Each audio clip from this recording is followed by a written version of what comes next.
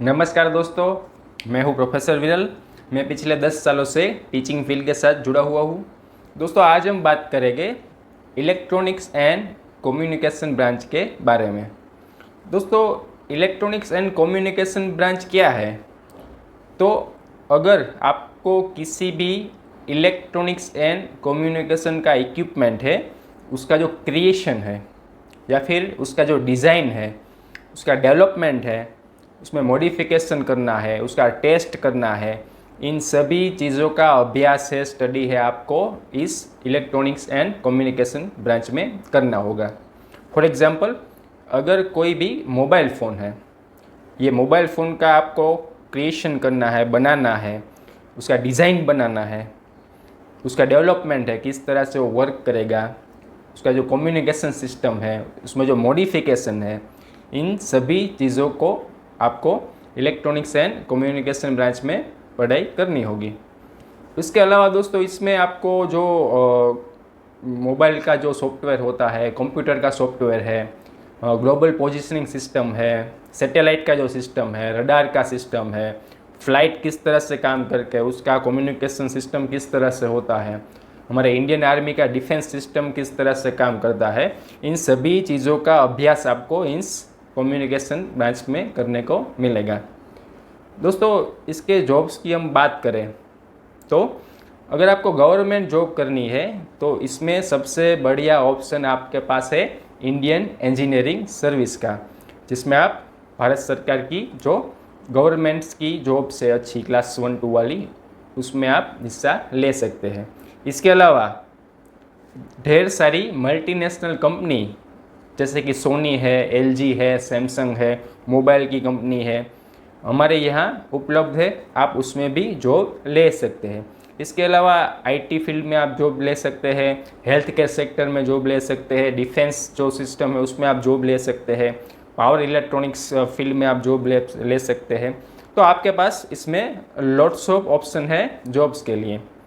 दोस्तों, अगर आपको इलेक्ट्रॉनिक्स एंड कम्युनिकेशन इंजीनियर बनना है तो आपके पास दो विकल्प है। सबसे बढ़िया और सबसे आसान तरीका है, अगर आपको जल्द ही जल्द ईसी इंजीनियर बनना है तो 10th के बाद आप डिप्लोमा इन ईसी ले सकते हैं, जिसमें 3 साल का डिप्लोमा कोर्स करना पड़ेगा। अगर आपको 11th 12th के बाद ईसी ब्रांच में एडमिशन लेना है तो 11th 12th साइंस करने के बाद 4 साल का कोर्स करना पड़ेगा। अगर आपको आगे भी इसमें पढ़ाई करनी है तो मास्टर डिग्री भी अवेलेबल है और पीएचडी भी आप इसमें कर सकते हैं। दोस्तों, अब हम उसके बेनिफिट्स की बात कर लेते हैं। इलेक्ट्रॉनिक्स एंड कम्युनिकेशन ब्रांच का सबसे बड़ा बेनिफिट ये है कि जो ईसी इंजीनियर्स होते हैं वो कोई भी जॉब में फिट हो सकते हैं। फॉर एग्जांपल, कंप्यूटर सॉफ्टवेयर की कोई कंपनी है जैसे कि टीसीएस है, इन्फोसिस है, इसमें भी ईसी इंजीनियर को जॉब मिल सकता है। इसके अलावा दूसरी सब मल्टीनेशनल कंपनी है जैसे कि कोई मैन्युफैक्चरिंग कंपनी है या फिर आप कह सकते हैं कोई रिलायंस जैसा फिल्टरिंग प्लांट है, इसमें भी इलेक्ट्रॉनिक्स इक्विपमेंट हर जगह यूज़ होते हैं। तो इसके लिए ईसी इंजीनियर की हमेशा आवश्यकता रहती है। तो मेरे हिसाब से ये सबसे अच्छा इसका बेनिफिट है।